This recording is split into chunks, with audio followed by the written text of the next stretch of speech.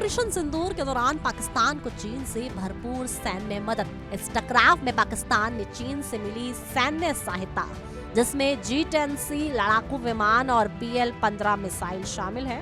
पाकिस्तान ने चीन की मदद से भारतीय ठिकानों पर हमले की नाकाम कोशिश की।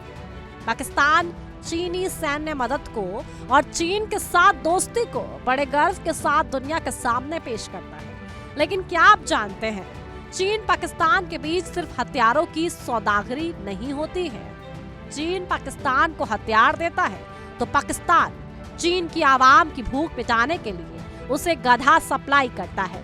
जी हाँ, गधों का व्यापार भारत में सुनकर भले ही अजीब लगता है, लेकिन ये सच्चाई है। पाकिस्तान चीन को गधा और गधे का मांस दोनों ही एक्सपोर्ट कराता है।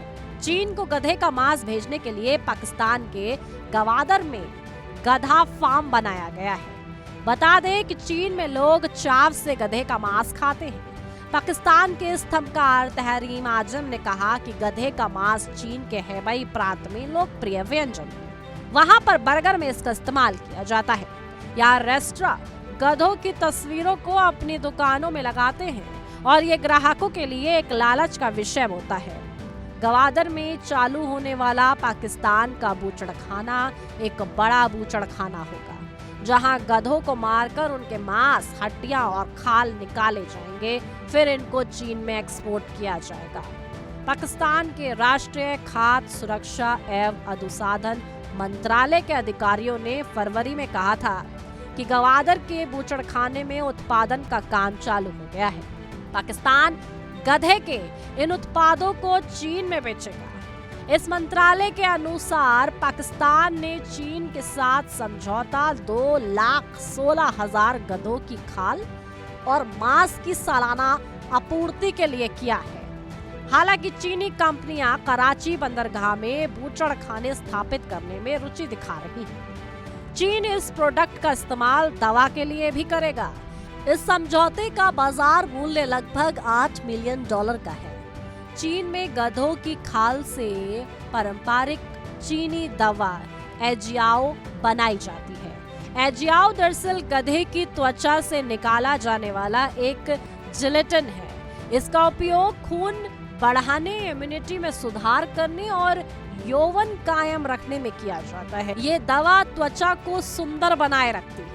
चीन में एजियाओ के लोकप्रिय होने की एक वजह है 1644 से 1912 तक चीन पर शासन करने वाले किंग राजवंश के दौरान एजियाओ चीन में अमीर लोगों के बीच काफी लोकप्रिय हुआ। गधे के बिजनेस ने पाकिस्तान को विदेशी मुद्रा कमाने का एक बड़ा अच्छा मौका दिया है, क्योंकि गधों को पालने में कोई विशेषज्ञता की जरूरत नहीं पड़ती। हालांकि इस गधा इकोनॉमी ने सामाजिक और सांस्कृतिक बहस को जन्म दे दिया है। पाकिस्तान के कई पशु प्रेमी और गैर सरकारी संगठन इस व्यवसाय को अनुचित मानते हैं और वे इसके खिलाफ अभियान चला रहे हैं। गवादर में बूचड़खाना बनाने के बाद बलूचिस्तान के लोग इसका विरोध कर रहे हैं। गवादर बलूचिस्तान में ही मौजूद है।